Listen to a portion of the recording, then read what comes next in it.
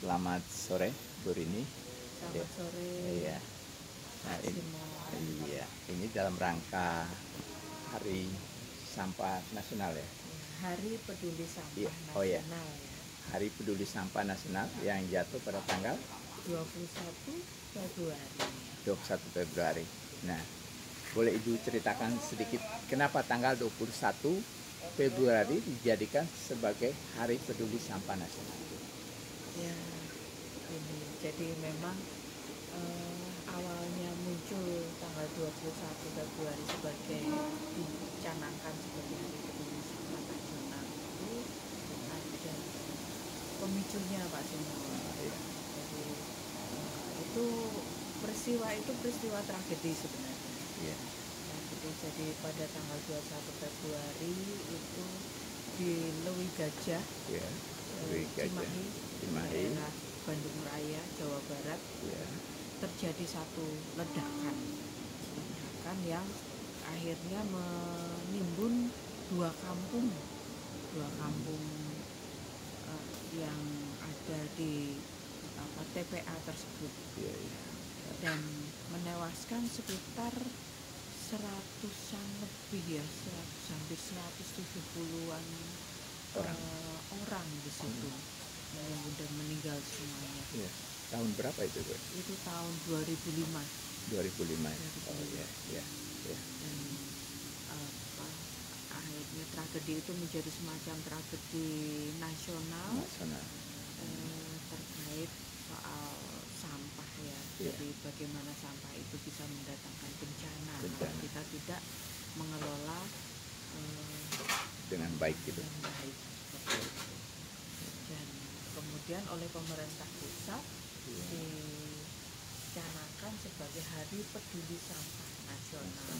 Jadi tujuannya supaya kita kemudian tergerak dan peduli untuk mengelola sampah kita masing-masing sehingga tidak menimbulkan tragedi lagi, supaya tragedi itu tidak berulang lagi. Seperti itu awalnya. Iya. Itu Pak. Gitu ya. Ya. Nah, ya. Jadi dengan adanya musibah tadi menjadi pemicu ya untuk dijadikannya sebagai Hari Peduli Sampah Nasional ya. Ya. Nah, harapan kita ke depan ya tentu pengelolaan sampah itu kan mulai dari keluarga kita masing-masing ya. Tapi itu juga menjadi biasanya menjadi tanggung jawab pemerintah di setiap daerah ya untuk pengelolaan ini, karena biasanya pemerintah ya akan menyediakan lahan untuk pengelolaan akhir dari sampah itu loh. Karena sampah tidak harus ditaruh atau dibuang di tempat yang sembarangan tadi ya. Nah, bagaimana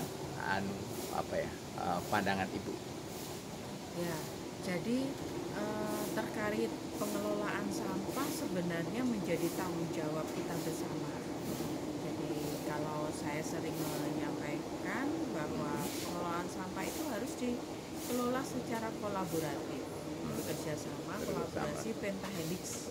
Jadi ada unsur pemerintah sebagai regulatornya, kemudian masyarakat sebagai penggeraknya, kemudian akademisi yang terlibat di sana sebagai dari sisi untuk risetnya ya, kemudian dunia swasta sebagai ibaratnya ya penyandang modalnya ya, supporting sebagai pelumasnya gitu.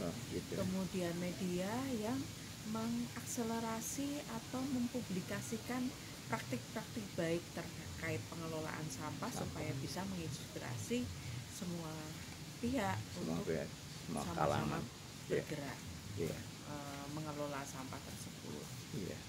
Dan memang kunci utamanya dari pengelolaan sampah itu harus dimulai dari tingkat hulunya, yaitu sumbernya. Nah, harus diolah dari sumbernya, yaitu rumah tangga. Sumbernya dari rumah tangga ya. Iya, dari rumah tangga dulu. Mulai kita pilah ya. Atau kalau industri ya memang dari sumber industrinya itu harus ada kegiatan pemilahan sampah. restoran, di kantor-kantor juga ada proses pemilahan sampah. Iya. Itu, Pak. Jadi edukasi pilah sampah. Iya. Jadi edukasi pilah sampah itu penting ya. Nah, itu saya lihat edukasi pilah sampah itu salah satu yang sekarang saya amati ya. Misalnya di pemerintah kota Yogyakarta ya. Itu mulai per 1 Januari 2003 kemarin itu memang mencanangkan pemilahan sampah yang ketat ya. Jadi dari rumah itu memang harus benar-benar sudah dipilah, sehingga yang masuk di TPA itu adalah sampah yang tanpa tanpa daun-daunan atau tanpa tumbuhan ya. Tinggal residu istilahnya, residu betul. yang sudah tidak bisa diolah lagi. Yang boleh masuk di sana kan. Yang bisa diolah itu kita olah dari sumbernya, dari rumah tangga. Misalnya yang sekarang yang terjadi di Jogja dengan surat edarannya itu ya, zero waste unorganic itu, jadi mulai bermunculan bank-bank sampah, gitu kan, supaya sampah-sampah bernilai ekonomisnya bisa disetor ke bank sampah. Kemudian organiknya jangan lupa juga, organiknya bisa dikelola juga, misalnya dengan pengomposan ya, dari kompos kemudian bisa dipakai buat media tanam. Terus sampah rumah tangga juga bisa diolah juga untuk ekoenzim, Pak. Ekoenzim yang cairan banyak manfaat ya. Bisa untuk kesehatan, pupuk, tanaman, kemudian kebutuhan rumah tangga. Ya, betul. Jadi memang studi lebih lanjut tentang sampah ini memang tetap kita butuhkan, kita kembangkan ya. Iya Pak, edukasi terus menerus dari semua semua kalangan ya. Nah, mulai dari anak-anak, remaja, orang tua itu ya terus menerus kita edukasi untuk memilah dan mengolah sampah tersebut dari rumah tangga. Ya, itu menarik sekali ya. Jadi bincang-bincang kita sore hari ini bertepatan di tempat Bu Rini ya. Di sini tempat Ibu awalnya membangun pengelolaan sampah di sini ya. Iya. Ya, ini daerah apa ini namanya, Bu? Ini di daerah Kelurahan Sukahati, Kecamatan Cibinong, Bogor. Bogor, ya.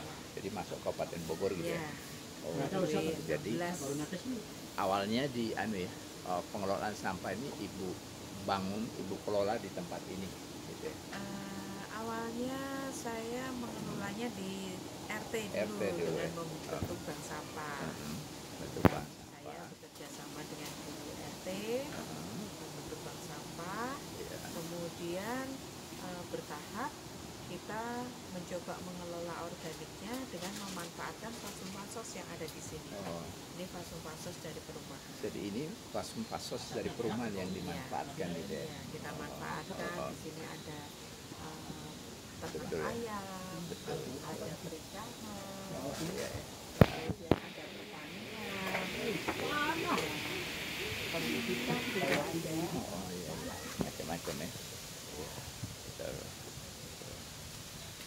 Ya, mungkin apalagi yang perlu Ibu sampaikan ya berkaitan dengan sampah ini kan menjadi kepedulian kita bersama ya, karena ini merupakan problem bukan hanya di satu tempat ya, tapi saya yakin sampah ini sudah menjadi problem di mana-mana ya. Iya Pak, jadi memang problem di mana-mana dan itu memang tidak gampang.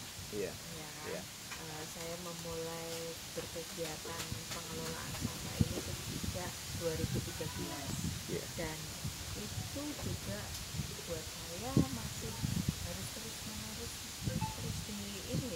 bangun ya.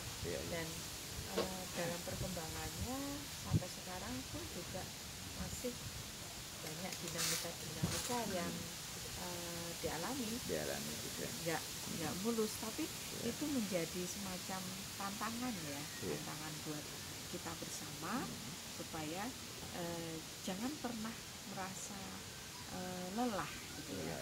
Dan tantangan itu justru bisa kita jadikan sebagai peluang untuk bisa memperbaiki lagi, bisa lebih maju lagi, memperbaiki manajemen pengelolaan sampah tadi. Betul. Dan ujung-ujungnya supaya apa? Bisa menjadi tempat membangun kesejahteraan bersama di masyarakat. Kesejahteraan bukan hanya dalam artian finansial saja, tapi kesejahteraan dalam hal arti batin nih ya, betul. Kita dan spiritual ya. Iya, betul ya. Ya, mudah-mudahan apa yang kita bincangkan pada sore hari ini ya di tempat ini, walaupun mungkin cuma sedikit, tapi bisa mengedukasi siapapun yang melihat dan mendengar dari video ini ya. Harapan saya supaya rekaman dari apa yang disampaikan oleh Bu Rini ini bisa didengar, dipelajari oleh siapapun di luar sana yang benar-benar mempunyai kepedulian terhadap pengelolaan sampah ya.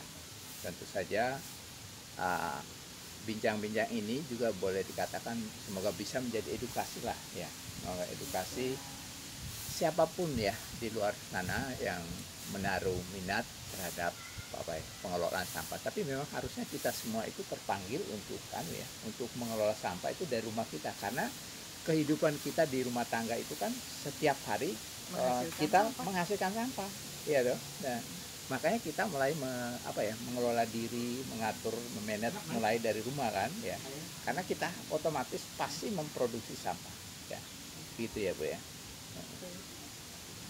Iya, mungkin ada pesan terakhir yang mungkin Ibu sampaikan di akhir bincang-bincang kita pada sore hari ini. Saya selalu memakai moto, ada moto 5I dalam mengedukasi mengedukasi terkait pengelolaan sampah ini ya. 5I itu apa? I yang pertama adalah ibadah. Apa yang kita lakukan terkait edukasi, terkait dengan kegiatan pengelolaan sampah, pengelolaan sampah ini harus kita jalankan sebagai bentuk ibadah. Kemudian I yang kedua adalah ikhlas. Yang kita lakukan itu harus kita lakukan dengan ikhlas. Kemudian I yang ketiga itu adalah ikhtiar. Kita harus terus berusaha mencari solusi-solusi ketika kita misalnya terbentur sesuatu, kita terus berusaha, pasti Tuhan memberikan jalan. Nah, yang keempat itu adalah istiqomah. Istiqomah itu kita harus konsisten terus menerus melakukan. Dan yang kelima adalah istighfar. Apa yang kita lakukan selalu kemudian kita kembalikan ke Yang Maha Kuasa. Nah, semuanya adalah milik Tuhan Yang Maha Kuasa, dan kita sebagai manusia ini hanyalah sebagai alat. Dan satu hal, kami mempunyai spirit juga di tempat ini ya, saling hidup dan menghidupi semua makhluk Tuhan yang ada di tempat ini. Mungkin ada kami tulis di dalam di papan ini ya, bisa dilihat. Kami yang ada di komunitas ini, di sini ada 6 komunitas yang ada di sini ya, komunitas Bank Sampah Gaul, komunitas Kampung Ramah Lingkungan Berdikari, komunitas Patroli Sungai, komunitas Pokdakan Mina Barokah, terus ada KWT Lestari juga, dan ada koperasi kelola sampah berdikari. Untuk kita saling berkolaborasi. Oh ya, satu lagi juga ada asosiasi Bank Sampah Indonesia, dan semua itu di bawah payung Bumi Winaya Lestari. Bumi Winaya Lestari yang ini ya. Iya.